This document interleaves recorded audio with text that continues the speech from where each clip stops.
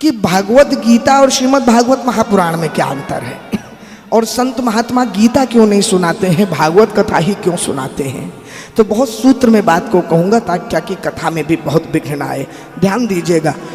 पहली बात तो भगवत गीता महाभारत के भीष्म पर्व में कुरुक्षेत्र के प्रांगण में जब अर्जुन युद्ध नहीं करना चाह रहे थे, तब भगवान श्री कृष्ण ने 18 अध्याय में उनके मोह को दूर करने के लिए गीता का उपदेश दिया।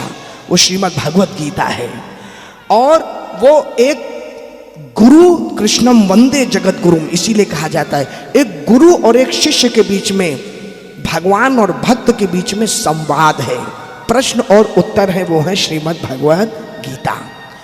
और श्रीमद् भागवत महापुराण भगवान और भक्तों की कथा है। पहले भगवान के भक्तों की कथा हम लोगों ने 3 दिन श्रवण की मुख्य रूप से, अब भगवान की कथा, और उसके बीच में भी भक्तों की अर्थात परम भागवत जो हैं उनकी कथाओं की चर्चा भगवान के साथ, उसे श्रीमद् भागवत महापुराण कहते हैं। ये सुखदेव जी की वाणी मुख्य रूप से परीक्षित जी महाराज के उद्धार के लिए हुई है। तो पहली बात तो ये समझ लीजिए। अब दूसरी बात कि संत महात्मा गीता क्यों नहीं सुनाते हैं और ऐसी ऐसी कथाएं क्यों सुनाते हैं, इस पर मैं थोड़ा सा निवेदन करना चाहूँगा। देखिए, भागवत कथा भी अलौकिक कथा है, ज्ञान वैराग्य और भक्ति की कथा है। कष्ट इस बात का थोड़ा सा होता है माताओं बंधुओं, सुनाने वाले की गलती से अधिक सुनने वाले की गलती यहाँ हो जाती है। हम लोग कई बार जाते हैं, इस मन से जाते हैं कि तत्व को सुनाएंगे, ज्ञान को सुनाएंगे, वैराग्य को सुनाएंगे। कई संत इस मन से जाते होंगे, लेकिन भक्त क्या कहते हैं थोड़ी देर बाद, अरे महाराज कुछ चटक भजन हो जाए, कुछ नाच हो जाए, कुछ गाना हो जाए। ठीक है, भजन भी आवश्यक है बीच बीच में, क्योंकि ये तो दवाई की तरीके से है भाई। एकदम से निद्रा देवी ना आ जाए तो ऊर्जा देने के लिए भजन भी आवश्यक है, किंतु भजन गौड़ है।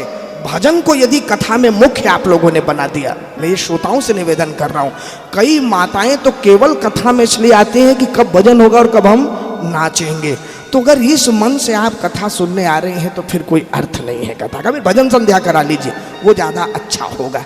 तो जो कथा के स्वरूप को विकृत किया गया है, उसमें श्रोताओं का बड़ा हाथ है।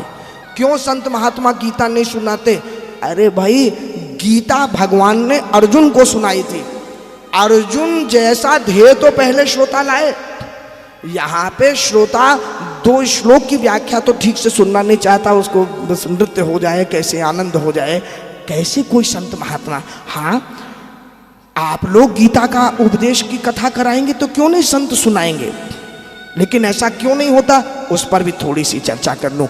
ध्यान दीजिएगा, जैसे छोटे बच्चे को ज्ञान देने के लिए कहानी सुनाई जाती है और कहानी के बीच में आपने इससे क्या सीखा वो बताया जाता है, वैसे ही कलयुगी जीवों की बुद्धि जो क्षीण हो रही है, उसको सीधे यदि प्रश्न उत्तर के रूप में समझाया जाएगा तो नहीं समझ में आएगा।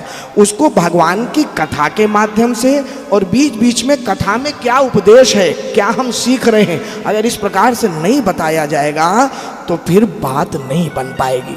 चाहे श्रीमद् भागवत महापुराण हो, चाहे श्री रामचरितमानस की कथा हो, चाहे शिव पुराण आदि कथाएं हो, इन कथाओं के बीच में जो उपदेश है, उसमें गीता का उपदेश भी संत महात्मा प्रयास करते हैं दे दें, उसमें अन्य ग्रंथों के भी उपदेश प्रयास करते हैं। यही उपाय श्रेष्ठ उपाय है आज के युग में। इसलिए ये कह देना बड़ा आसान है कि गीता क्यों नहीं सुनाते, ये क्यों नहीं सुनाते। अरे भाई, सुनने वाला तो सुनने को पहले तैयार हो तब तो सुनाएगा व्यक्ति। जब सुनने वाला ही तैयार नहीं है तो फिर तो उपाय निकालना पड़ेगा। जैसे छोटा सा उदाहरण दूंगा, फिर प्रसंग पे आऊंगा। यहाँ पे ये एसी हॉल लगा है ना, अरे भैया बिना एसी हॉल के भी तो काम चल सकता था।